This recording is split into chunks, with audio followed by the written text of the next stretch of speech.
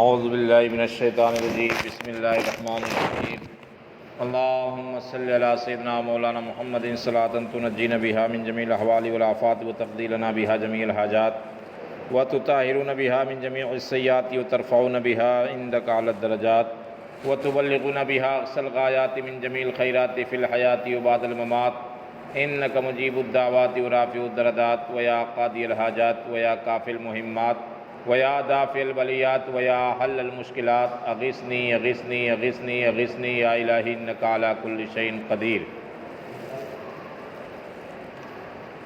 درود شریف پڑھیں۔ اللہم صلی علی سیدنا مولانا محمد صلی اللہ علیہ وسلم قد ضاقت حیلتی انت وسیلتی ادرکنی یا رسول اللہ صلی اللہ علیہ وسلم۔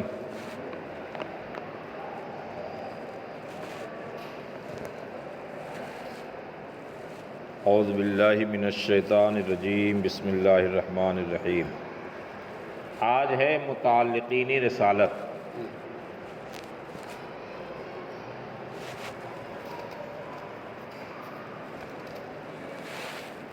متعلقین رسالت یعنی حضور آقا صلی اللہ علیہ وسلم کے گھر کے لوگ، رشتہ دار، انہیں متعلقین رسالت کہا جاتا ہے۔ گھر کے لوگوں میں بچے، بچیاں، نواسے، نواسی اور دیگر رشتہ دار کو متعلقین رسالت کہا جاتا ہے۔ ہمارے حضور آقا صلی اللہ علیہ وسلم کا ویسے تو کنبہ بہت بڑا تھا، مگر جس کا تعلق رسول سے تھا انہیں متعلقین رسالت کہا جاتا ہے۔ ان کے مولا کے ان پر کروڑوں درود، ان کے اصحاب و اطرت پر لاکھوں سلام۔ پار ہائے صحف گنچے ہائے قدس، اہل بیت نبوت پہ لاکھوں سلام۔ اہل اسلام کی مادران شفیق، اہل اسلام کی مادران شفیق یعنی ازواج مطہرات، بانوان طہارت پہ لاکھوں سلام۔ بانوان طہارت یعنی بچیوں پر۔ حضور آقا صلی اللہ علیہ وسلم کی نسبت کی وجہ سے ازواج مطہرات یعنی حضور کی بیویاں، ازواج مطہرات کا بھی بہت ہی بلند مرتبہ ہے۔ ان کی شان میں قرآن کی بہت سی آیات بینات نازل ہوئی ہیں، جن میں ان کی عظمتوں کا تذکرہ اور ان کی رفعت شان کا بیان ہے۔ چنانچہ خداوند قدوس نے قرآن میں ارشاد فرمایا، یا نساء النبی لستن کاحد من النساء ان اتقیتن۔ قرآن نے یہ آیت کریمہ میں نبی کی بیویوں کے بارے میں فرمایا ہے۔ اس کا ترجمہ ہے کہ اے نبی کی بیویوں، تم اور عورتوں کی طرح نہیں ہو اگر اللہ سے ڈرو۔ یعنی شرط بھی لگائی تھی اللہ نے، اور عورتوں کی طرح نہیں ہو۔ دوسری آیت میں ارشاد فرمایا وَأَزْوَاجُهُ أُمَّهَاتٌ، اور اس نبی کی بیویاں ان مومنین کی مائیں ہیں۔ یعنی قرآن بیان فرماتا ہے کہ نبی کی جو بیویاں ہوتی ہیں وہ مومنین کی مائیں ہوتی ہیں۔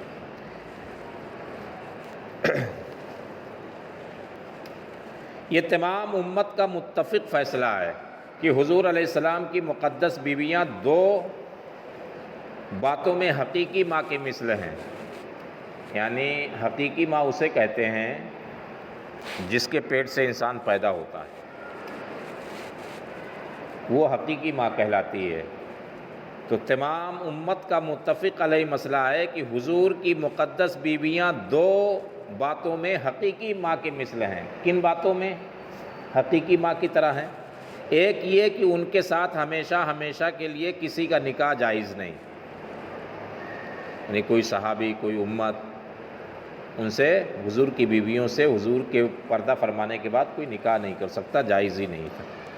دوسرا یہ کہ ان کی تعظیم و تکریم، ان کی تعظیم کرنا، ان کی عزت کرنا، ان کا احترام کرنا ہر امتی پر اسی طرح لازم ہے جس طرح حقیقی ماں کی تعظیم کی جاتی ہے۔ یعنی جو اپنی سگی ماں، حقیقی ماں ہوتی ہے، جس کے پیٹ سے ہم پیدا ہوتے ہیں، جیسے اس ماں کی تعظیم ضروری ہے، ایسے ہی ان کی تعظیم و تکریم ہر امتی پر لازم ہے۔ بلکہ اپنے حقیقی ماں سے بھی زیادہ ان کی تعظیم اور عزت کرنا ہے۔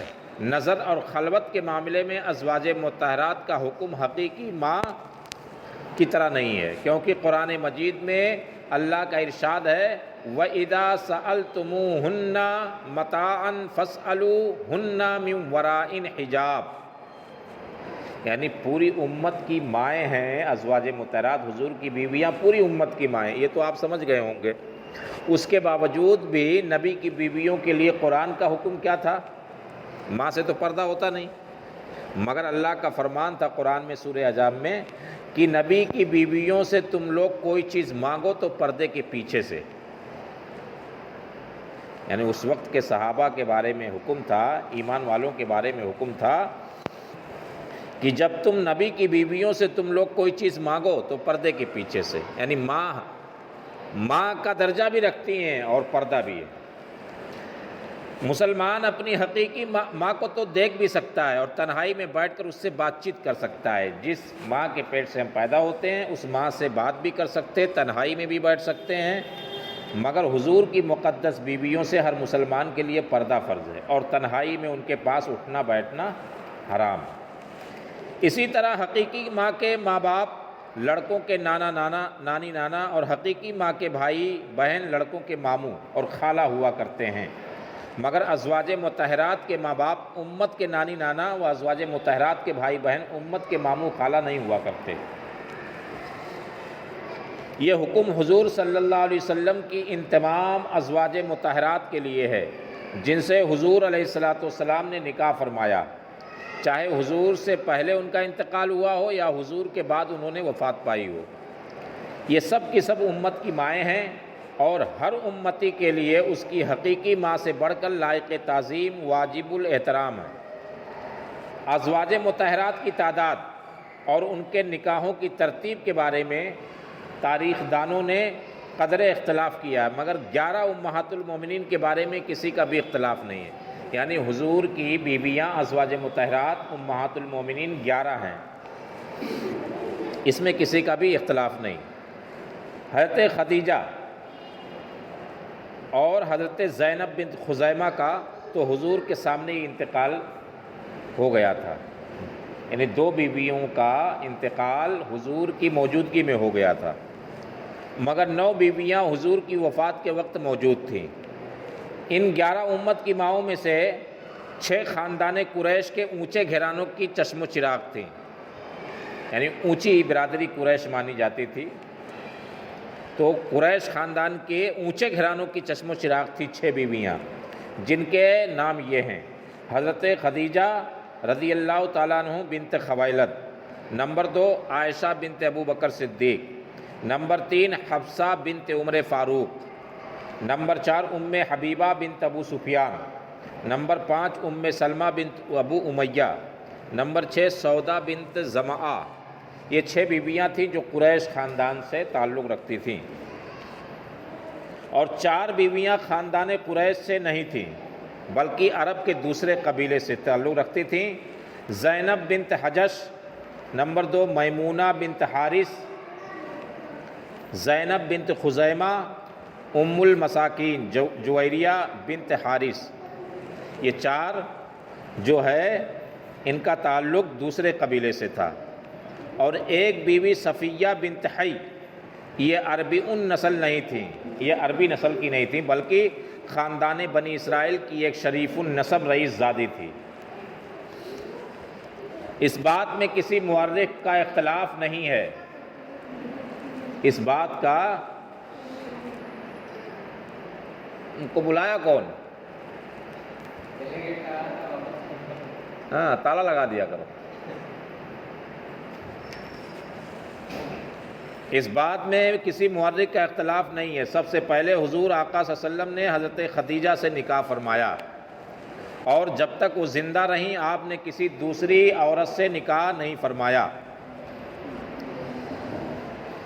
یعنی حضرت خدیجہ رضی اللہ تعالیٰ عنہ ایک ایسی بیوی ہیں حضور کی جن سے سب سے پہلے آپ نے نکاح فرمایا، اور جب تک آپ زندہ رہیں حضرت خدیجہ حضور نے دوسرا نکاح نہیں فرمایا۔ آپ کے انتقال کے بعد دوسری شادیاں ہوئی، دوسرے نکاح ہوئے۔ یہ حضور صلی اللہ علیہ وسلم کی سب سے پہلی رفیق حیات ہیں، یعنی سب سے پہلی۔ ان کے والد کا نام خویلد بنت اسد ہے اور ان کی والدہ کا نام فاطمہ بنت زائدہ ہے۔ حضرت خدیجہ رضی اللہ تعالیٰ عنہ کی والدہ کا نام فاطمہ بنت زائدہ ہے۔ یہ خاندان قریش کی بہت ہی معزز اور نہایت ہی دولت مند خاتون تھی۔ اس کتاب کے تیسرے باب میں گزر چکا ہے کہ اہل مکہ ان کی پاک دامنی اور پارسائی کی بنا پر ان کو طاہرہ کے لقب سے یاد کرتے ہیں۔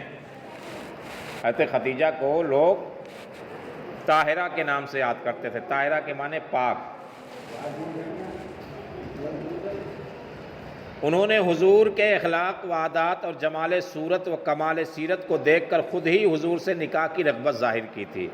حضرت خدیجہ رضی اللہ تعالیٰ عنہ نے حضور کے اخلاق کو دیکھ کر خود ہی نکاح کرنے کی چاہت ظاہر کی اور پھر باقاعدہ نکاح ہوا، جس کا مفصل ذکر کتابوں میں ہے اور اس کتاب میں پیچھے بھی ہے۔ رسول اللہ صلی اللہ علیہ وسلم پر سب سے پہلے یہی حضرت خدیجہ تھی جو ایمان لائی، اور ابتدائی اسلام میں، یعنی جب شروع میں اسلام پھیل رہا تھا اس وقت ہر طرف سے ہمارے نبی آقا صلی اللہ علیہ وسلم کی مخالفت ہو رہی تھی۔ ایسے کٹھن وقت میں صرف انہی کی ایک ذات تھی، حضرت خدیجہ کی ہی ذات تھی جو رسول کی مونس حیات بن کر تسکین خاطر کا باعث تھیں۔ انہوں نے اتنے خوفناک اور خطرناک وقت میں بھی جس استقلال و استقامت کے ساتھ خطروں کا اور مصیبتوں کا مقابلہ کیا اور جس طرح تن من دھن سے حضور کی بارگاہ میں اپنی قربانی پیش کی، اس خصوصیت میں تمام بیویاں پر ان کو ایک خصوصی فضیلت حاصل ہے۔ یعنی سب سے زیادہ فضیلت اگر کسی بیوی کی ہے، 11 بیویوں میں بھائی کون اہم ہے، کون مرتبہ رکھتا ہے، تو حضرت خدیجہ ہیں۔ حضرت خدیجہ رضی اللہ تعالیٰ عنہ کی خصوصیت میں سے ہے کہ پہلے ایمان لائیں، اور دوسری خصوصیت یہ ہے کہ جب تک آپ رہیں دوسرا نکاح آپ نے نہیں کیا جب تک آپ رہیں اس دنیا میں۔ تیسرا کی خصوصیت یہ ہے کہ جتنی اولاد ہوئی وہ حضرت خدیجہ سے ہوئی، ایک اولاد کے علاوہ۔ ان کے فضائل میں چند حدیثیں وارد بھی ہوئی ہیں۔ حضرت ابو ہریرہ رضی اللہ تعالیٰ عنہ سے روایت ہے کہ حضرت جبرائیل حضور کے پاس تشریف لائے، عرض کیا اے محمد یہ خدیجہ ہیں جو آپ کے پاس ایک برتن لے کر آ رہی ہیں جس میں کھانا ہے، جب یہ آپ کے پاس آ جائیں تو آپ ان سے ان کے رب کا اور میرا سلام کہہ دیں، اور ان کو یہ خوشخبری سنا دیں کہ جنت میں ان کے لیے موتی کا ایک گھر بنا ہے جس میں نہ کوئی شور ہوگا نہ کوئی تکلیف ہوگی۔ حضرت جبرائیل رسول کے پاس تشریف لائے اور انہوں نے عرض کیا اے محمد صلی اللہ علیہ وسلم یہ خدیجہ ہیں جو آپ کے پاس ایک برتن لے کر آ رہی ہیں جس میں کھانا ہے، اور جب وہ آ جائیں تو جبرائیل حضور سے فرما رہے ہیں کہ اے آقا صلی اللہ علیہ وسلم ان سے حضرت خدیجہ سے میرا سلام کہنا، یعنی جبرائیل سلام بھیج رہے ہیں حضور کے ذریعے سے حضرت خدیجہ کو۔ امام ابو داؤد نسائی عبداللہ بن عباس سے روایت ہے کہ اہل جنت کی عورتوں میں سب سے افضل حضرت خدیجہ، حضرت فاطمہ، حضرت مریم، حضرت آسیہ، یہ 4 عورتوں کا ذکر ہے تمام دنیا میں۔ یعنی جیسے کہتے ہیں کہ بھائی دنیا میں سب سے زیادہ مرتبہ عورتوں میں کس کا ہے، تو یہ 4 نام ہیں۔ حضرت خدیجہ حضور کی بیوی ہیں، حضرت فاطمہ حضور کی صاحبزادی ہیں، حضرت مریم کے بارے میں ہے عیسیٰ علیہ السلام، حضرت آسیہ فرعون کی بیوی ہے۔ اس طرح سے یہ 4 عورتوں کا ذکر کتابوں میں آتا ہے کہ ان کا مرتبہ تمام عورتوں میں زیادہ ہے۔ ایک مرتبہ حضرت عائشہ نے حضور کی زبان مبارک سے حضرت خدیجہ کی بہت زیادہ تعریف سنی۔ حضرت عائشہ بھی حضور کی بیوی تھیں، اور حضور صلی اللہ علیہ وسلم نے دوسرے نکاح جو کیے حضرت خدیجہ کے وصال کے بعد، انتقال کے بعد، تو انتقال کے بعد بھی انسان اپنی پہلی بیوی کو یاد کیا کرتا ہے۔ جو انتقال کر جاتی ہے بیوی، پہلی جو بیوی ہوتی ہے انتقال کر جائے تو اس کو بہت زیادہ تنہائی میں یاد کرتا ہے اور دوسروں سے اس کا ذکر کرتا ہے، تعریف کرتا ہے اگر اس قابل ہے تو حضور آقا صلی اللہ علیہ وسلم حضرت خدیجہ کی تعریف اپنی بیویوں سے بھی کرتے تھے، دیگر لوگوں سے بھی کرتے تھے۔ تو حضرت عائشہ رضی اللہ تعالیٰ عنہ سے حضور نے حضرت خدیجہ کی بہت زیادہ تعریف کی، تو حضرت عائشہ کو غیرت آ گئی، انہوں نے یہ کہہ دیا کہ اب تو اللہ تعالیٰ نے آپ کو ان سے بہتر بیوی عطا فرما دی ہے۔ یہ سن کر آپ نے ارشاد فرمایا کہ نہیں، خدا کی قسم خدیجہ سے بہتر مجھے کوئی بیوی نہیں ملی۔ جب سب لوگوں نے میرے ساتھ کفر کیا، یعنی بے حیائی، بے وفائی، سب لوگوں نے میرے ساتھ مخالفت کی، جھگڑا کیا، دشمنی کی، ظلم و ستم ڈھایا، تمام لوگوں نے میرے ساتھ کفر کیا۔ کفر سے مراد یہاں سبھی چیزیں ہیں۔ اس وقت وہ مجھ پر ایمان لائیں، اور جب سب لوگ مجھے جھٹلا رہے تھے اس وقت انہوں نے میری تصدیق کی، یعنی مجھے صحیح مانا، مجھے حق مانا، مجھے نبی مانا۔ سب لوگ جھٹلائے، انہوں نے مجھے نبی مانا۔ اور جس وقت کوئی شخص مجھے کوئی چیز دینے کے لیے تیار نہ تھا، اس وقت خدیجہ نے اپنا سارا مال مجھے دے دیا، اور انہی کے شکم سے اللہ تعالیٰ نے مجھے اولاد عطا فرمائی۔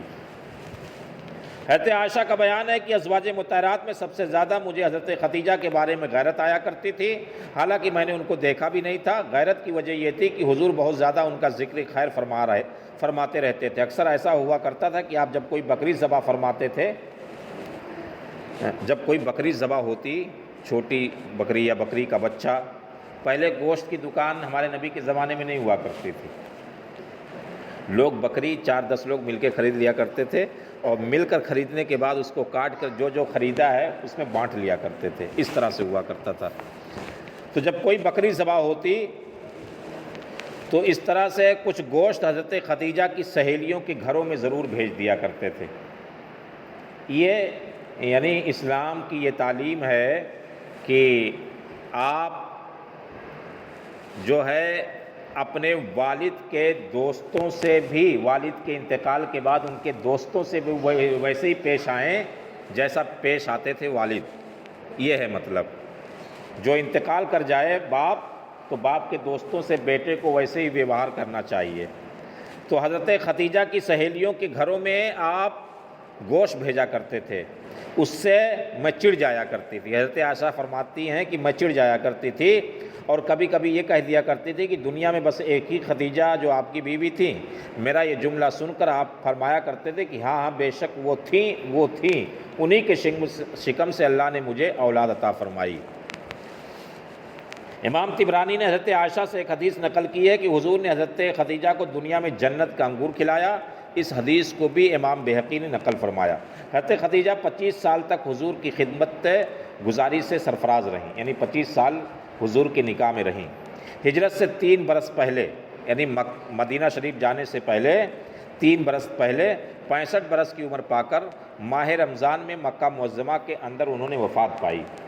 حضور نے مکہ مکرمہ کے مشہور قبرستان حجون، جس کو اب جنت المعلا کہتے ہیں، اس میں خود بنفس نفیس ان کی قبر میں اتر کر اپنے مقدس ہاتھوں سے ان کو سپرد خاک کیا۔ چونکہ اس وقت نماز جنازہ کا حکم نازل نہیں ہوا تھا، اس لیے آپ نے ان کی نماز جنازہ نہیں پڑھائی، یعنی جنازے کا حکم ہی نہیں تھا اسلام میں۔ اس کے بعد ہے حضرت سودا، ان کے والد کا نام زما ہے، ان کی والدہ کا نام شموس ہے۔ یہ پہلے اپنے چچا زاد بھائی سکران بن عمرو سے بیاہی گئی تھی۔ یہ میاں بیوی دونوں شروع میں ہی اسلام لے آئے تھے، مسلمان ہو گئے تھے۔ دونوں نے حبشہ کی ہجرت ثانیہ میں حبشہ کی طرف ہجرت بھی کی تھی، لیکن جب حبشہ سے واپس آ کر یہ دونوں میاں بیوی مکہ مکرمہ آئے تو ان کے شوہر سکران بن عمرو وفات پا گئے اور یہ بیوہ ہو گئیں۔ ان کے ایک لڑکا بھی تھا جن کا نام عبد الرحمن تھا۔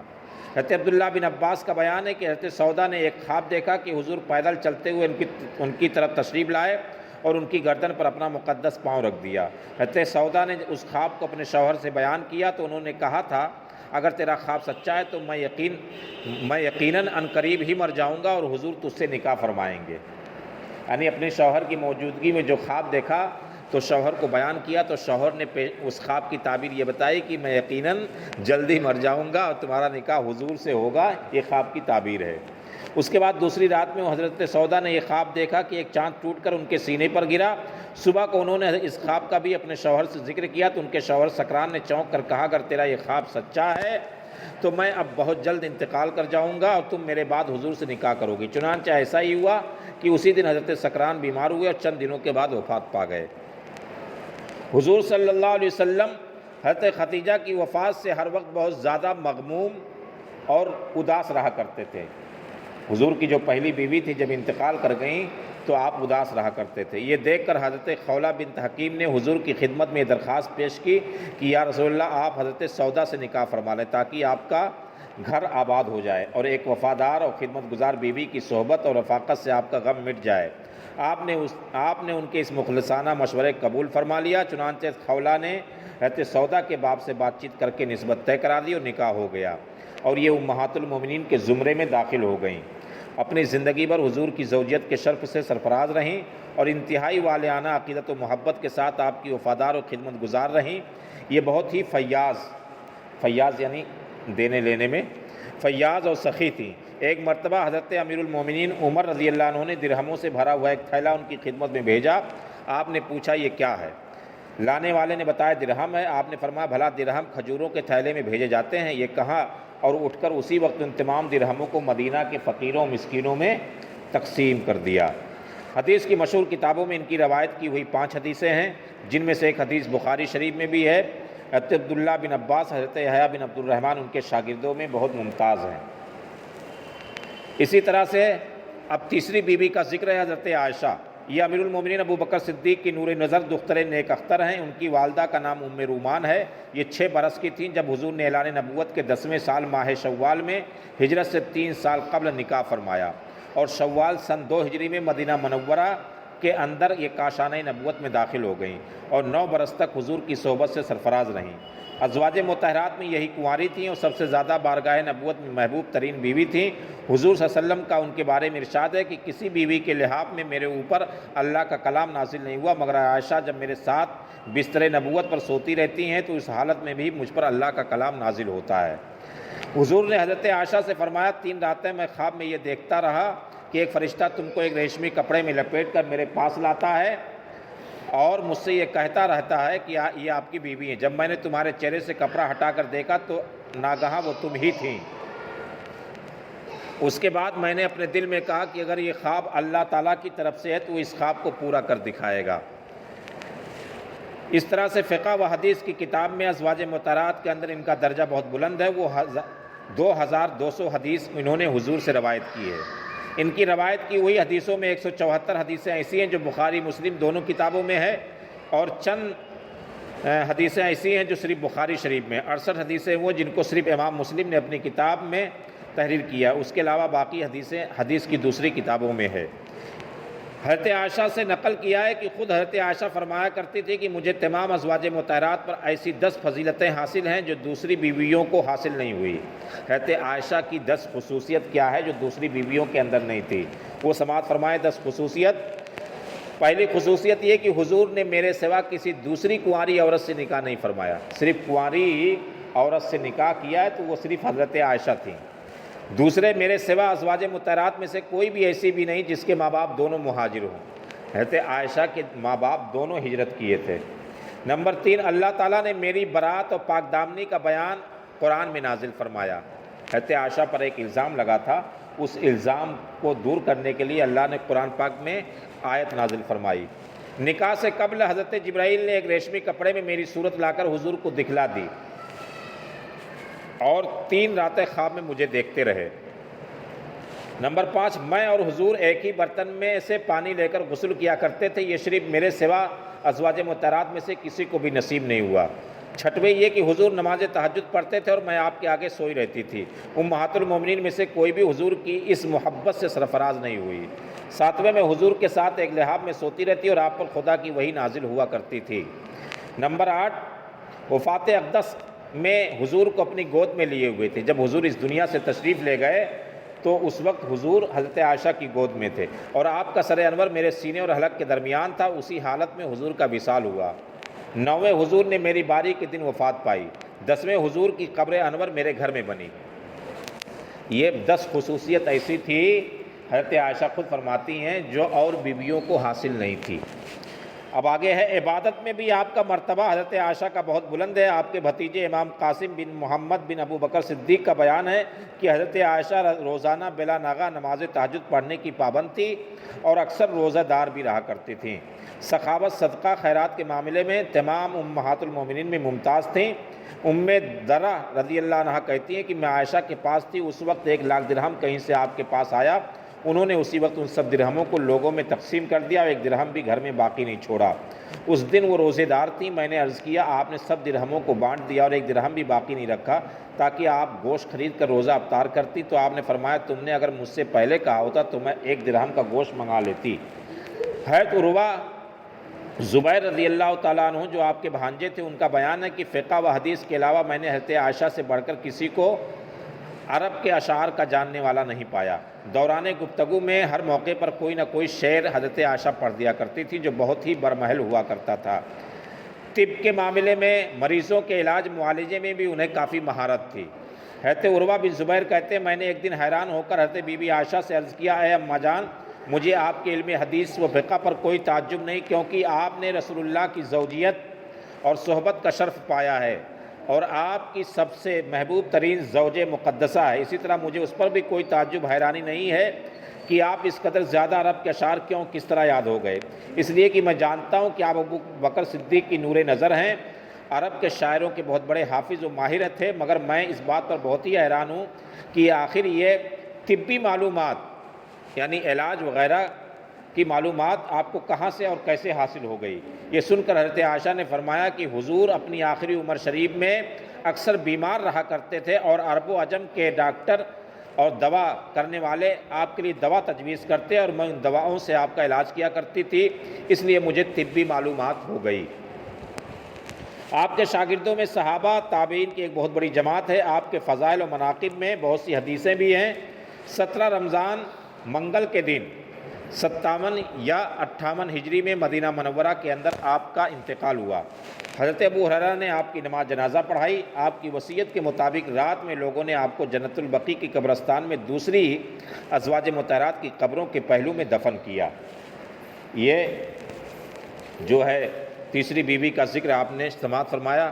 اب ہے چوتھی بیوی کا ذکر، حضرت حفصہ ام المومنین۔ حضرت حفصہ یہ حضرت عمر کی صاحبزادی ہیں، دوسرے خلیفہ حضرت عمر رضی اللہ تعالیٰ عنہ۔ اس سے پہلے جو آپ نے سنا حضرت عائشہ یہ ابو بکر صدیق کی صاحبزادی تھی، اب یہ حضرت حفصہ حضرت عمر رضی اللہ تعالیٰ عنہ کی صاحبزادی ہیں۔ ان کی والدہ ماجدہ زینب بنت مظعون ہیں جو ایک مشہور صحابیہ ہیں۔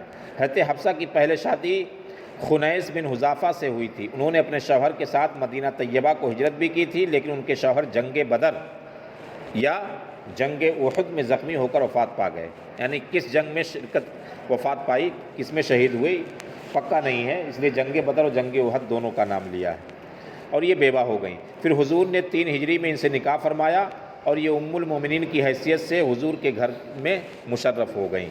یہ بہت ہی شاندار، بلند ہمت، سخاوت، شعر، حق گو، حاضر جوابی، فہم و فراست، والد کا مزاج پایا تھا۔ حضرت عمر گرم مزاج بھی تھے اور ایمانی حرارت بہت سخت تھی، یعنی کوئی غلط بات برداشت نہیں کرتے تھے۔ تو اس میں مطلب مختصر میں یہ لکھ دیا کہ حضرت حفصہ حضرت عمر کا مزاج پایا تھا، بس آپ سمجھ جائیں۔ ان کے مزاج میں کچھ سختی تھی، اس لیے حضرت امیر المومنین ہر وقت اس فکر میں رہتے تھے، امیر المومنین بچی کی فکر میں رہتے تھے کہ میری طرح سے میری بیٹی میں بھی سختی ہے، تو اس فکر میں رہتے تھے کہیں نہ کہیں ان کی کسی سخت کلامی سے حضور کے دل کو ٹھیس نہ پہنچ جائے، یعنی جب بیٹی سخت ہے تو اس کی باتوں سے، اس کے انداز سے کہیں حضور کو ٹھیس نہ پہنچ جائے۔ چنانچہ آپ بار بار ان سے فرمایا کرتے تھے کہ اے حفصہ تم کو جس چیز کی ضرورت ہو مجھ سے طلب کر لیا کرو، خبردار کبھی حضور سے کسی چیز کا تقاضا نہ کرنا، نہ حضور کی کبھی ہرگز دل آزاری کرنا، ورنہ یاد رکھو اگر حضور تم سے ناراض ہو گئے تم خدا کے غضب میں گرفتار ہو جاؤ گی۔ یہ بہت بڑی عبادت گزار ہونے کے ساتھ فقہ و حدیث میں بھی انہیں مہارت تھی۔ 60 حدیثیں روایت ہے، جن میں سے 5 حدیث بخاری میں اور صحابہ تابعین کے شاگرد نظر آتے ہیں، اور 45 ہجری میں مدینہ منورہ کے اندر ان کی وفات ہوئی۔ اس وقت امیر معاویہ کی حکومت کا زمانہ تھا۔ مروان بن حکم مدینہ کا حاکم تھا، اسی نے ان کی نماز جنازہ پڑھائی اور کچھ دور تک ان کے جنازہ کو بھی اٹھایا۔ ابو ہریرہ رضی اللہ عنہ قبر تک جنازے کو کاندھا دیے چلتے رہے۔ ان کے دو بھائی عبداللہ بن عمر، حضرت عاصم بن عمر، ان کے تین بھتیجے حضرت سالم بن عبداللہ، حضرت عبداللہ و حضرت حمزہ نے ان کو قبر میں اتارا اور یہ جنت البقیع میں دوسری بیویوں کے ساتھ حضور کے دفن ہوئیں۔ بوقت وفات ان کی عمر 60 یا 63 برس کی تھی۔ اب آگے ہے ام سلمہ، ان کا نام ہے ہند اور کنیت ہے ام سلمہ، مگر یہ اپنی کنیت کے ساتھ ہی مشہور ہیں۔ ان کے باپ کا نام حذیفہ اور ان کی والدہ عاتقہ بنت عامر ہیں۔ ان کا نکاح پہلے ابو سلمہ سے ہوا تھا، ام سلمہ کا نکاح پہلے ابو سلمہ سے ہوا تھا۔ ابو سلمہ حضور کے رضائی بھائی تھے۔ یہ دونوں میاں بیوی اعلان نبوت کے بعد جلد ہی دامن اسلام میں آ گئے تھے۔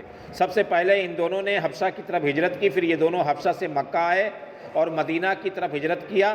ابو سلمہ نے اونٹ پر کجاوا باندھا، بی بی ام سلمہ اپنے فرزند سلمہ کو کجاوا میں سوار کر دیا، مگر جب اونٹ کی نکیل پکڑ کر حضرت ابو سلمہ روانہ ہوئے تو ام سلمہ کے مائکہ والے بنو مغیرہ دوڑ پڑے اور ان لوگوں نے یہ کہا کہ ہم اپنے خاندان کی اس لڑکی کو ہرگز مدینہ نہیں جانے دیں گے، اور زبردستی ان کو اونٹ سے اتار لیا۔ یہ دیکھ کر ابو سلمہ کے خاندانی لوگوں کو بھی طیش آ گیا۔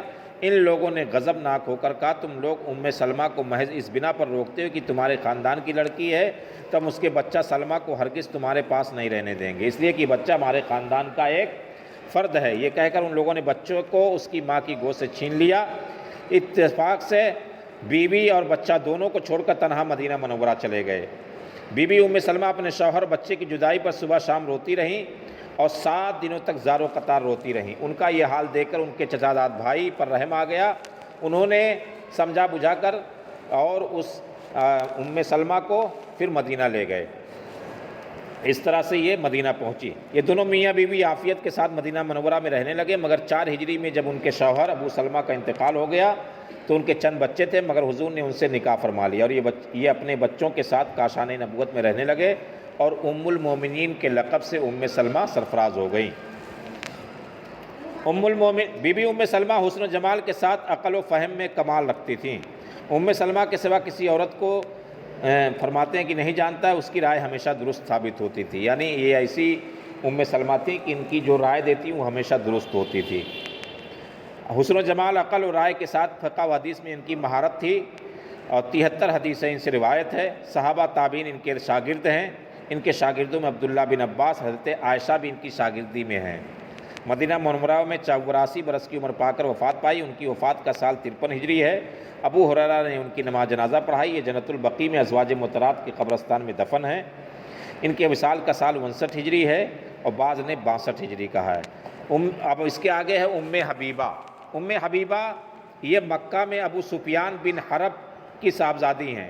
ان کی والدہ کا نام صفیہ بنت آس ہے۔ یہ امیر المومنین حضرت عثمان کی پھوپھی ہیں۔ یہ پہلے عبید اللہ بن حجش کے نکاح میں تھی۔ میاں بیوی دونوں نے اسلام قبول کیا۔ دونوں ہجرت کر کے حبشہ چلے گئے، لیکن حبشہ پہنچ کر ان کے شوہر عبید اللہ بن حجش پر ایسی بدنصیبی سوار ہو گئی کہ وہ اسلام سے پھر گئے، مرتد ہو کر نصرانی ہو گئے اور شراب پیتے پیتے نصرانیت میں مر گئے۔ یہ کہانی ہے ام حبیبہ کے شوہر کی۔ ابن سعد نے ام حبیبہ سے یہ روایت کی ہے کہ انہوں نے حبشہ میں ایک رات یہ خواب دیکھا کہ ان کے شوہر عبید اللہ بن حجش کی صورت اچانک بہت ہی بدنما بد شکل ہو گئی۔ وہ اس خواب سے بہت زیادہ گھبرا گئیں۔ جب صبح ہوئی تو انہوں نے اچانک یہ دیکھا کہ ان کے شوہر عبید اللہ بن حجش نے اسلام سے مرتد ہو کر نصرانی دین قبول کر لیا۔ ام حبیبہ نے اپنے شوہر کو اپنا خواب سنا کر ڈرایا اور اسلام کی طرف بلایا، مگر اس بد نصیب نے اس پر کان نہیں دھرا اور مرتد ہونے ہی کی حالت میں مر گیا۔ مگر ام حبیبہ نے اپنے اسلام پر قائم رہیں۔ جب حضور کو ان کی حالت معلوم ہوئی تو قلب نازک پر بے حد صدمہ گزرا۔ آپ نے ان کی دل جوئی کے لیے عمرو بن امیہ زمری کو نجاشی بادشاہ حبشہ کے پاس بھیجا اور خط لکھا، تم میرے وکیل بن کر ام حبیبہ کے ساتھ میرا نکاح کر دو۔ نجاشی کو جب یہ فرمان نبوت پہنچا تو اس نے اپنی خاص لوڈی کو، جس کا نام ابرہہ تھا، ام حبیبہ کے پاس بھیجا اور حضور کی پیغام کی خبر دی۔ ام حبیبہ اس خوشخبری کو سن کر اس قدر خوش ہوئی کہ اپنے کچھ زیورات اسی خوشخبری کی بشارت کے انعام میں ابرہہ لونڈی کو انعام کے طور پہ دے دیا اور جو ہے صحابہ کرام جو اس وقت حبشہ میں موجود تھے اس مجلس میں بلایا گیا، خود ہی خطبہ پڑھ کر سب کے سامنے حضور بی بی ام حبیبہ کے ساتھ حضور نے نکاح کر دیا اور 400 دینار اپنے پاس سے مہر ادا کیا، جو اسی وقت حضرت خالد بن سعید کے سپرد کر دیا۔ جب صحابہ کرام اس نکاح کی مجلس سے اٹھنے لگے تو نجاشی بادشاہ نے کہا کہ آپ لوگ بیٹھے رہیں، انبیاء کا طریقہ یہ ہے کہ نکاح کے وقت کھانا کھلایا جاتا ہے۔ یہ کہہ کر نجاشی نے کھانا منگایا، تمام صحابہ کرام شکم سیر کھانا کھا کر اپنے اپنے گھروں کو روانہ ہوئے۔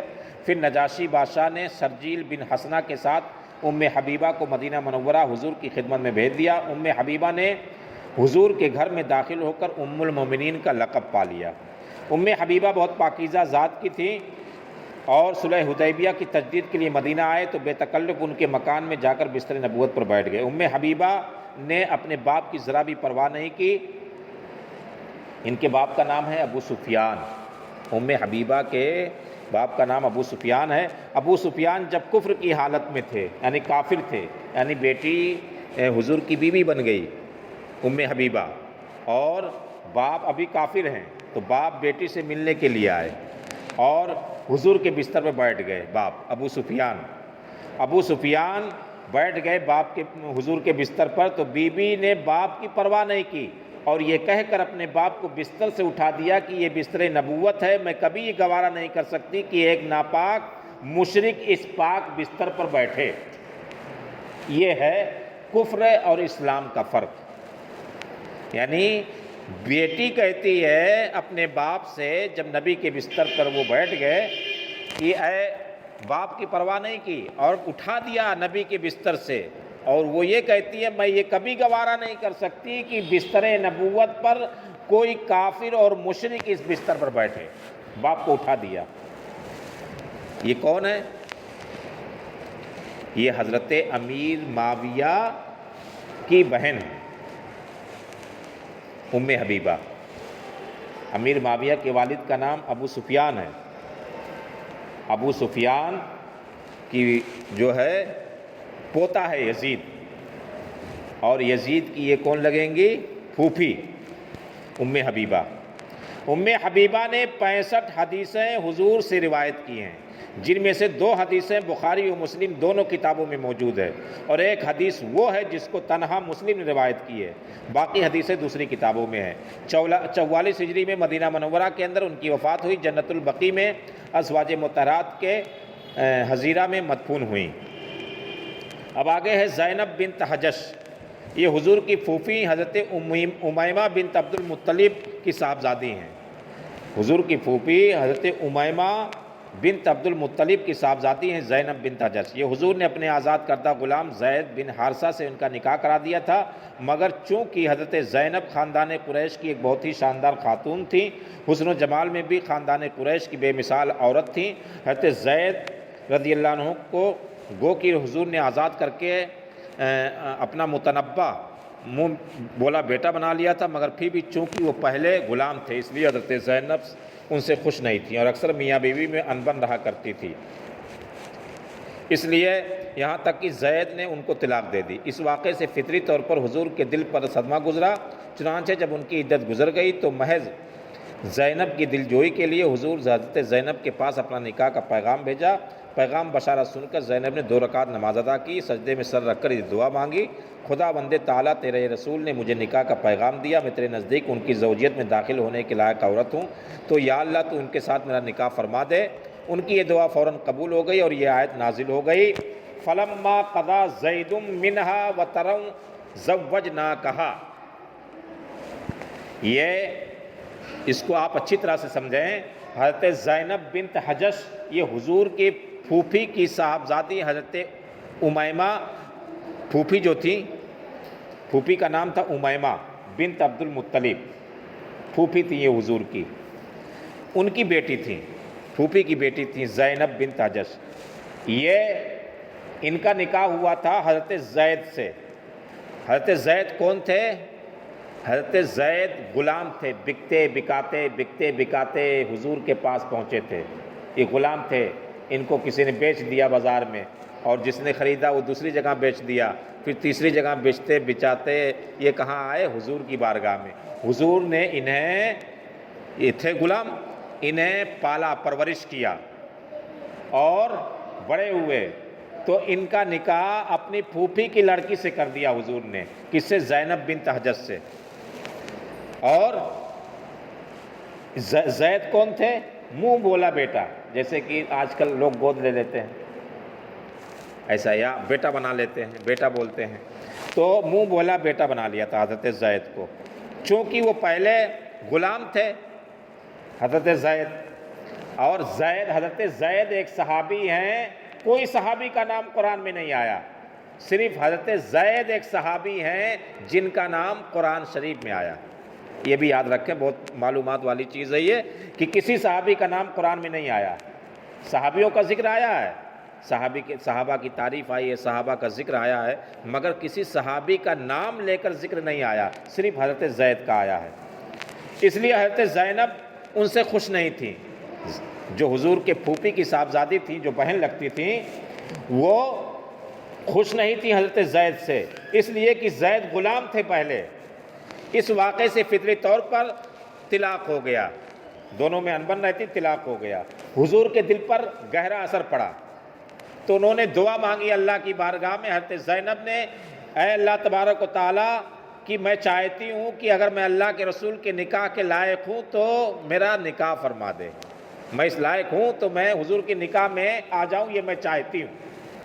اگر حضور کر لیتے یا خود اب اپنی مرضی سے کر لیتی، دنیا کہتی منہ بیلے بیٹے کی بیوی سے نکاح ہوا۔ مگر جب انہوں نے دعا مانگی تو اللہ نے قرآن پاک کی آیت نازل فرمائی، فَلَمَّا قَضَى زَيْدٌ مِّنْهَا وَطَرًا زَوَّجْنَاكَهَا، جب زید نے اس سے حاجت پوری کر لی، یعنی زینب کو طلاق دے دی اور عدت گزر گئی، تو ہم نے اس زینب کا آپ کے ساتھ نکاح کر دیا۔ یہ قرآن کہتا ہے، یعنی اللہ کہتا ہے۔ کس نے نکاح کیا؟ اللہ تعالیٰ نے۔ اس آیت کے نازل ہونے کے بعد حضور نے مسکراتے ہوئے فرمایا کہ کون ہے جو زینب کے پاس جائے اور اس کو یہ خوشخبری سنائے کہ اللہ نے میرا نکاح اس کے ساتھ فرما دیا۔ یہ سن کر آپ کی ایک خادمہ دوڑتی ہوئی آئی، حضرت زینب کے پاس پہنچی اور یہ آیت سنا کر خوشخبری دی۔ حضرت زینب اس بشارت سے اس قدر خوش ہوئیں کہ اپنا زیور اتار کر اس خادمہ کو انعام میں دے دیا اور خود سجدے میں گر پڑی۔ اس نعمت کے شکریے میں 2 ماہ لگاتار روزے دار رہیں۔ یہ رہا واقعہ۔ حضور اس کے بعد ناگہاں حضرت زینب کے مکان میں تشریف لے گئے۔ انہوں نے عرض کیا، رسول اللہ، بغیر خطبہ بغیر گواہ کہ آپ نے میرے ساتھ نکاح فرما لیا۔ ارشاد فرمایا، تیرے ساتھ میرا نکاح اللہ نے کر دیا، اور حضرت جبرائیل اور 2 فرشتے اس نکاح کے گواہ ہیں۔ حضور علیہ السلام نے ان کے نکاح پر جتنی بڑی دعوت ولیمہ فرمائی تھی، اتنی بڑی دعوت ولیمہ ازواج مطہرات میں سے کسی کے نکاح کے موقع پر نہیں فرمائی۔ آپ نے حضرت زینب کے ساتھ نکاح کی دعوت ولیمہ تمام صحابہ کو نان اور گوشت کھلایا تھا، یعنی سب سے بڑی دعوت ولیمہ حضرت زینب بنت حجش کے ہی نکاح میں تھی۔ یہ رہا۔ اور آگے ہے کہ حضرت زینب کی وفات، حضرت امیر المومنین، معلوم ہوا کہ مدینہ منورہ کے ہر کوچے بازار میں اعلان کر دیا جائے کہ تمام اہل مدینہ اپنی مقدس ماں کی نماز جنازہ کے لیے حاضر ہوں۔ امیر المومنین نے خود ہی ان کی نماز جنازہ پڑھائی، جنت البقیع میں دفن کی گئیں۔ 20 یا 21 ہجری میں 53 برس کی عمر پا کر مدینہ منورہ میں دنیا سے رخصت ہوئیں۔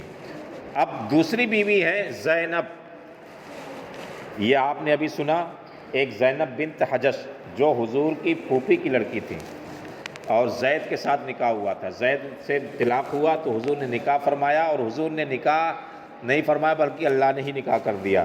اب آگے ہے زینب بنت خزیمہ۔ زمانۂ جاہلیت میں یہ دوسری زینب ہے، 2 زینب ہیں حضور کی ازواج مطہرات میں۔ یہ غربا مساکین کو بہت کھانا کھلاتی تھیں، اس لیے ان کا نام تھا مسکینوں کی اماں، یعنی غریبوں کی ماں۔ پہلے ان کا نکاح عبداللہ بن حجش سے ہوا تھا، مگر وہ جنگ احد میں شہید ہو گئے تو 3 ہجری میں حضور نے ان سے نکاح فرما لیا۔ یہ حضور سے نکاح کے بعد صرف 2 مہینے یا 3 مہینے زندہ رہیں اور ربیع الاخر میں 30 برس کی عمر میں وفات پا گئیں اور جنت البقیع کے قبرستان میں دوسری ازواج مطہرات کے ساتھ دفن ہوئی۔ یہ ماں کی جانب سے ام المومنین بی بی میمونہ کی بہن بھی ہیں۔ حضرت میمونہ، یہ حضرت زینب کے بعد حضرت میمونہ کا ذکر ہے۔ ان کے والد کا نام حارث بن حزن، ان کی والدہ بنت بن عوف۔ میمونہ کا نام پہلے برہ تھا، حضور نے ان کا نام بدل کر میمونہ رکھ دیا۔ یہ پہلے ابو الرحم بن ابو العزہ کے نکاح میں تھیں۔ حضور 7 ہجری میں عمرہ کے لیے مکہ مکرمہ تشریف لے گئے تو یہ بیوہ ہو چکی تھیں۔ حضرت عباس نے ان کے بارے میں حضور سے گفتگو کی، آپ نے ان سے نکاح فرما لیا اور عمرۃ القضاء سے واپسی پر مقام شرف میں ان کو اپنی صحبت سے سرفراز فرمایا۔ بی بی میمونہ جو ہے کل 77 حدیثیں مروی ہیں، جن میں 7 حدیثیں بخاری مسلم میں ہیں اور ایک حدیث صرف بخاری میں ہے، ایک حدیث ایسی جو صرف مسلم میں ہے، باقی حدیثیں دوسری احادیث کی کتابوں میں ہیں۔ حضور کی آخری زوجہ مبارکہ ہیں، اس کے بعد حضور نے کسی دوسری عورت سے نکاح نہیں فرمایا، یہ ان کے انتقال میں اختلاف ہے۔ اور آگے ہے حضرت جویریہ، یہ سردار کی بیٹی تھی، حضرت جویریہ سردار کی بیٹی تھی، اور کفار و مسلمان ایک لڑائی ہوئی تھی، غزوہ مریسی ایک لڑائی ہوئی تھی، اس لڑائی میں جو ہے کفار مسلمانوں کے ہاتھوں میں گرفتار ہو کر قیدی بنائے گئے تھے، یعنی کافر لوگ گرفتار ہو گئے تھے، مسلمان اس جنگ میں جیت گئے تھے، انہی قیدیوں میں جویریہ بھی تھی۔ جویریہ ایک قیدی کی شکل میں تھی۔ جب قیدیوں کو لونڈی غلام بنا کر مجاہدین پر تقسیم کر دیا گیا تو جویریہ حضرت ثابت بن قیس کے حصے میں آئیں۔ ثابت بن قیس ایک صحابی تھے، ان کے حصے میں آئیں، انہوں نے ان سے مکاتبت کر لی، یہ لکھ کر دے دیا کہ تم اتنی رقم مجھے دے دو تو میں تم کو آزاد کر دوں گا۔ حضرت جویریہ حضور کی بارگاہ میں حاضر ہو گئے۔ پہلے جب کفار قیدی ہوتے تھے تو ان سے رقم لے کر انہیں چھوڑ دیا جاتا تھا، تو یہ ثابت بن قیس کے حصے میں آئیں تو ثابت بن قیس نے کہا کہ تم یہ لکھ کر دے دیا کہ تم اتنی رقم مجھے دے دو میں تمہیں چھوڑ دوں گا، تو یہ کہاں آ گئی حضرت جویریہ حضور کی بارگاہ میں اور اپنا بیان کیا کہ ثابت بن قیس کہتے ہیں کہ اتنا دے دو میں چھوڑ دوں گا۔ یا رسول اللہ میں اپنے قبیلے کی سردار کی بیٹی ہوں، یا رسول اللہ میں اپنے سردار کی بیٹی اور مسلمان ہو چکی ہوں، ثابت بن قیس نے مجھے مکاتبہ بنا دیا ہے مگر میرے پاس اتنی رقم نہیں ہے کہ میں دے سکوں، میں ادا کر سکوں، اس لیے آپ اس وقت میری مالی مدد فرمائیں، کیونکہ یہ میرا تمام خاندان میں اس جنگ میں گرفتار ہو چکا ہے اور ہمارے تمام مال و سامان مسلمانوں کے ہاتھوں میں مال غنیمت بن چکے ہیں، میں اس وقت بالکل ہی مفلسی و بے کسی کے عالم میں ہوں۔ حضور رحمت عالم کو ان کی فریاد سن کر ان پر رحم آ گیا۔ آپ نے ارشاد فرمایا کہ اگر میں اس سے بہتر سلوک تمہارے ساتھ کروں تو کیا تم اس کو منظور کر لو گی؟ انہوں نے پوچھا یا رسول اللہ آپ میرے ساتھ اس سے بہتر سلوک کیا فرمائیں گے؟ آپ نے فرمایا میں چاہتا ہوں تمہارے بدلے کتابت کی تمام رقم میں خود تمہاری طرف سے ادا کر دوں اور پھر تم کو آزاد کر کے میں خود تم سے نکاح کر لوں تاکہ تمہارا خاندانی اعزاز وقار برقرار رہ جائے۔ یہ سن کر جویریہ کی شادمانی مسرت کی کوئی انتہا نہ رہی، انہوں نے اس اعزاز کو خوشی خوشی منظور کر لیا۔ چنانچہ حضور نے ساری رقم ادا فرما کر اور ان کو آزاد کر کے اپنی ازواج مطہرات میں شامل فرمایا اور یہ ام المومنین کے اعزاز سے سرفراز ہو گئیں۔ جب اسلامی لشکر میں یہ خبر پھیلی کہ سردار کی بیٹی جویریہ سے حضور نے نکاح فرما لیا تو مجاہدین ایک زبان ہو کر کہنے لگے، اسلامی لشکر کے مجاہدین ایک زبان ہو کر کہنے لگے جس خاندان میں حضور نے نکاح فرما لیا ہے اس خاندان کا کوئی فرد لونڈی غلام نہیں رہ سکتا۔ چنانچہ اس خاندان کے جتنے لونڈی غلام مجاہدین اسلام کے قبضے میں تھے فوراً ہی سب کو آزاد کر دیا گیا۔ یہی وجہ ہے کہ حضرت عائشہ فرمایا کرتی تھی کہ دنیا میں کسی عورت کا نکاح حضرت جویریہ کے نکاح سے بڑھ کر مبارک نہیں ثابت ہوا، کیونکہ اس نکاح کی وجہ سے تمام خاندان بنی مستلق کو غلامی سے نجات مل گئی۔ حضرت جویریہ کا بیان ہے کہ حضور کے میرے قبیلے میں تشریف لانے سے 3 رات پہلے میں نے خواب دیکھا تھا کہ مدینہ کی جانب سے ایک چاند چلتا ہوا آیا اور میری گود میں گر پڑا۔ میں نے کسی سے اس خواب کا تذکرہ نہیں کیا، لیکن جب حضور نے مجھ سے نکاح فرما لیا تو میں نے سمجھ لیا کہ یہی اس خواب کی تعبیر ہے۔ ان کا اصلی نام برہ تھا، لیکن چونکہ اس نام سے بزرگی و بڑائی کا اظہار ہوتا ہے اس لیے آپ نے ان کا نام بدل کر جویریہ رکھ دیا۔ جویریہ کے معنی ہوتے چھوٹی لڑکی اور برہ کے معنی ہوتا ہے نیکوکار۔ دیکھیے اللہ کے رسول صلی اللہ علیہ وسلم کو وہ نام پسند نہیں تھے جس میں غرور و گھمنڈ والا معنی نکلتا تھا۔ برہ کے معنی اچھا ہے، برہ معنی نیکوکار۔ نیکوکار میں کیا ہو رہا ہے معنی میں؟ یعنی بڑائی ظاہر ہو رہی ہے، گھمنڈ ظاہر ہو رہا ہے، نیک نہیں ہے پھر بھی معنی کیسا ہے؟ برہ یعنی نیکوکار۔ تو اس میں بزرگی و بڑائی ظاہر ہو رہی تھی۔ تو جس میں ریاکاری ظاہر ہو، دکھاوا ظاہر ہو، ایسے نام سے بھی پرہیز کرنا چاہیے۔ اللہ کے رسول نے ان کا نام بدل کر رکھ دیا جویریہ۔ جویریہ کے معنی ہوتے ہیں چھوٹی لڑکی، اور وہ قد میں بھی چھوٹی تھیں۔ یہ بہت ہی عبادت گزار عورت تھی، نماز فجر سے نماز چاش تک، نماز فجر سے نماز چاشت تک، یعنی 3-4 گھنٹہ ہمیشہ اپنے ورد و وظائف میں مشغول رہا کرتی تھیں۔ جویریہ کے 2 بھائی عبداللہ بن حارث، عمر بن حارث، ان کی ایک بہن عمرو بنت حارث، یہ تینوں بھی مسلمان ہو کر صحابیت سے سربلند ہوئے۔ ان کے بھائی عبداللہ بن حارث کے اسلام لانے کا واقعہ بھی بہت تعجب ہے۔ یہ اپنی قوم کے قیدیوں کو چھڑانے کے لیے حضور کی بارگاہ میں حاضر ہوئے۔ ان کے ساتھ چند اونٹنیاں اور لونڈی تھی۔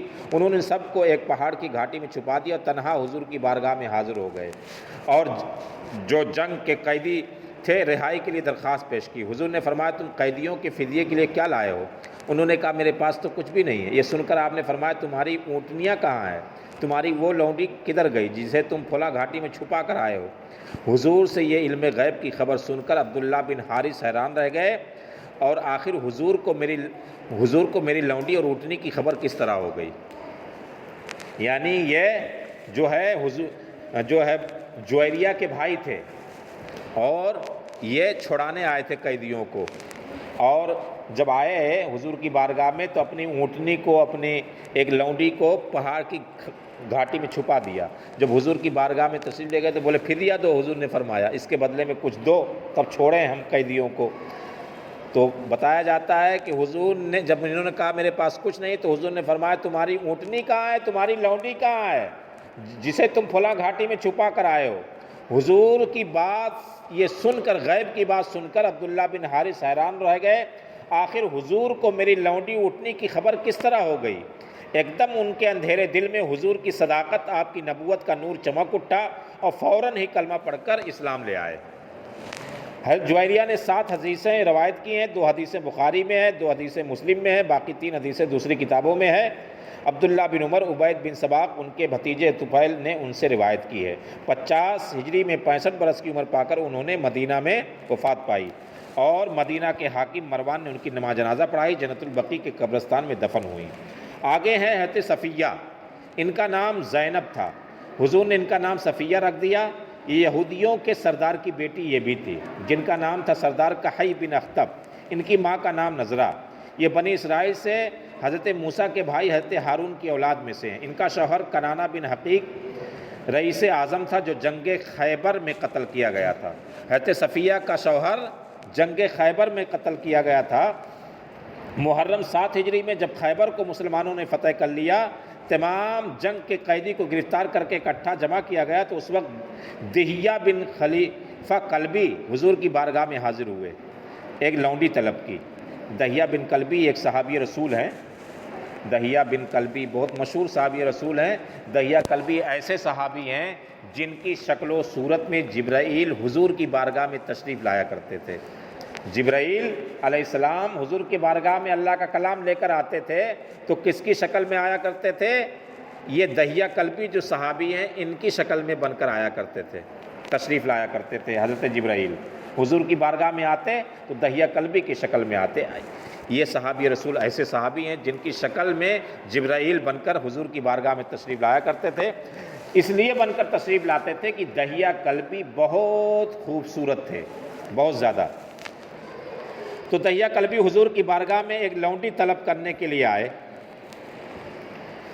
ایک لونڈی چاہیے۔ آپ نے ارشاد فرمایا، حضور نے، تم اپنی پسند سے ان قیدیوں میں سے کوئی لونڈی لے لو۔ انہوں نے حضرت صفیہ کو لے لیا، مگر ایک صحابی نے عرض کیا، یا رسول اللہ، صفیہ بنو قریظہ بنو نذیر کی شہزادی ہے، یعنی سردار کی بیٹی ہے، ان کے خاندانی اعزاز کا تقاضا ہے کہ آپ ازواج مطہرات میں شامل کر لیں۔ چنانچہ آپ نے ان کو دہیہ کلبی سے لے لیا اور ان کے بدلے میں انہیں ایک دوسری لونڈی عطا فرما دی۔ پھر صفیہ کو آزاد فرما کر ان سے نکاح فرما لیا۔ جنگ خیبر سے واپسی میں 3 دنوں تک منزل صحبہ میں اپنے خیمے کے اندر اپنی قربت سے سرفراز فرمایا۔ دعوت ولیمہ میں کھجور، گھی، پنیر کا ملیدہ صحابہ کو کھلایا۔ جنگ خیبر کا ذکر کتابوں میں ہے۔ حضرت عائشہ نے بی بی صفیہ کے بارے میں یہ کہہ دیا کہ تو پستہ قد ہے، یہ بھی پستہ قد تھی، ناٹے قد کی۔ تو حضور نے فرمایا، اے عائشہ، تو نے ایسی بات کہہ دی، اگر تیرے اس کلام کو دریا میں ڈال دیا جائے تو دریا متغیر ہو جائے، یعنی دریا گندا ہو جائے۔ اسی طرح ایک مرتبہ ایک سفر میں صفیہ کا اونٹ زخمی ہو گیا۔ زینب کے پاس ایک فاضل اونٹ تھا۔ حضور نے فرمایا، زینب، تم اپنا اونٹ صفیہ کو دے دو۔ زینب نے طیش میں آ کر کہہ دیا کہ میں اس یہودیہ کو اپنی کوئی چیز نہیں دوں گی۔ یہ سن کر حضرت زینب پر اس قدر اللہ کے رسول خفا ہو گئے کہ 2-3 ماہ تک ان کے بستر پر آپ نے قدم نہیں رکھا۔ ترمذی شریف کی روایت ہے کہ ایک روز حضور نے دیکھا کہ صفیہ رو رہی ہیں۔ آپ نے رونے کا سبب پوچھا تو انہوں نے کہا یا رسول اللہ، حضرت عائشہ حضرت حفصہ نے یہ کہا ہے کہ ہم دونوں حضور کی بارگاہ میں تم سے زیادہ عزت والے ہیں، ہمارا خاندان حضور سے ملتا ہے۔ یہ سن کر حضور نے فرمایا اے صفیہ، تم نے ان دونوں سے یہ کیوں نہ کہہ دیا کہ تم دونوں مجھ سے بہتر کیوں کر ہو سکتی ہو؟ حضرت ہارون میرے باپ ہیں، موسیٰ میرے چچا ہیں، محمد میرے شوہر ہیں۔ انہوں نے 10 حدیثیں بھی حضور سے روایت کی ہے، جن میں سے ایک حدیث کتاب بخاری مسلم میں ہے، باقی 9 حدیثیں دوسری کتابوں میں ہے۔ ان کی وفات کے سال میں اختلاف ہے، 52 بھی ہے، 50 ہجری بھی ہے، اور ان کی عمر 60 برس کی رہی۔ یہ مدینہ کے مشہور قبرستان جنت البقیع میں سپرد خاک ہیں۔ یہ شہنشاہ مدینہ کی 11 بیویاں تھیں جن کا ذکر آپ نے سنا۔ حضرت ختیجہ کا تو ہجرت سے پہلے انتقال ہو چکا تھا۔ زینب بنت خزیمہ جن کا نام ام المساکین ہے، نکاح کے 2-3 مہینہ بعد حضور کے سامنے ہی وفات پا گئی تھیں۔ حضور کے رحلت کے وقت حضور کے پردہ فرمانے کے وقت آپ کی 9 بیویاں تھیں، جن میں سے 8 کی آپ کی باریاں مقرر فرماتے رہے، کیونکہ حضرت سودا نے اپنی باری کا دن حضرت عائشہ کو دے دیا تھا۔ ان 9 مقدس ازواج میں سے حضور کی رحلت کے بعد سب سے پہلے زینب نے وفات پائی، اور سب کے آخر میں بی بی ام سلمہ اس دنیا سے تشریف لے گئیں۔ ان کی وفات کے بعد دنیا میں بی بی ام سلمہ کے بعد امہات المومنین اس دنیا سے خالی ہو گئی۔ یہ واقعہ جو ہے ازواج مطہرات کے تعلق سے رہا، آپ حضرات نے سماعت فرمایا۔ تو یہ حضور آقا صلی اللہ علیہ وسلم کے متعلقین کے تعلق سے معلومات ہونی چاہیے۔ تو یہ صرف ازواج مطہرات کے بارے میں معلومات تھی۔ اب اس کے آگے ہے مقدس باندیا۔ 2 باندیاں تھی، اور آگے ہے اولاد۔ حضور کی اولادیں تھیں جن میں حضرت قاسم، حضرت ابراہیم، حضرت عبداللہ، یہ 3 لڑکے تھے، اور 4 صاحبزادیاں تھیں، یعنی 4 لڑکیاں تھیں، حضرت زینب، حضرت رقیہ، حضرت ام کلثوم، حضرت فاطمہ، یہ 4 صاحبزادیاں تھیں۔ یہ 4 صاحبزادیوں کا ذکر آئے گا۔ اس کے بعد آئے گا چچا کا ذکر آئے گا مختصر میں، کہ چچا کتنے تھے، چچا کے نام کیا تھے۔ آگے آئے گا آپ کی پھوپھیاں، آگے آئے گا پھر خدام خاص، یعنی آپ کی خدمت کرنے والے صحابی کون کون تھے۔ اس کے علاوہ آپ کے محافظ، یعنی حفاظت کرنے والے لوگوں میں سے کون لوگ تھے، اور آپ پر جب اللہ کا کلام نازل ہوتا تو کاتب کون کون ہوتے تھے، اور آپ کے دربار کے شاعر کون تھے۔ شاعر کا ذکر آئے گا۔ آپ کے مسجد نبوی کے اور دوسری مسجدوں میں آپ کے ظاہری زمانے میں مؤذن کون کون تھے، وہ بھی آئے گا۔ یہ ذکر آئے گا انشاءاللہ۔ اس کا ذکر ہم کل سماعت کریں گے۔ اس کے بعد پھر ہم معجزوں کا ذکر ہوگا۔ اللہ تبارک و تعالی حضور کے متعلقین کے توسل سے اللہ تبارک و تعالی ہم تمام مسلمانوں کا تعلق بھی حضور سے نسبت اور قائم محبت پیدا ہو جائے۔ اللہ تبارک و تعالی ہمارے دلوں میں محبت عطا فرما دے، اور حضور آقا صلی اللہ علیہ وسلم اپنے متعلقین میں ہمارا بھی نام شامل فرما لیں۔ اللہ تبارک و تعالی حضور آقا محمد رسول اللہ صلی اللہ علیہ وسلم کے صدقے طفیل میں اللہ تبارک و تعالی تمام پریشانیوں کو، مصیبتوں کو، تنگ دستیوں کو دور عطا فرمائے۔ رزق حلال، ایمان پر استقامت، مرتدم کلمہ طیبہ نصیب فرمائے۔ منا وکیل صاحب کی اہلیہ کی طبیعت خدمتی بھائی کی والدہ کی، اور دھار میں بھرتی ہیں، طبیعت خراب ہے، دعاؤں میں شفا ہوتی ہے۔ جو دواؤں میں طاقت نہیں وہ دعاؤں میں ہو جاتی ہے۔ تو آپ حضرات دعا فرمائیں کہ اللہ تعالیٰ ان کو شفائے کاملہ عطا فرمائے۔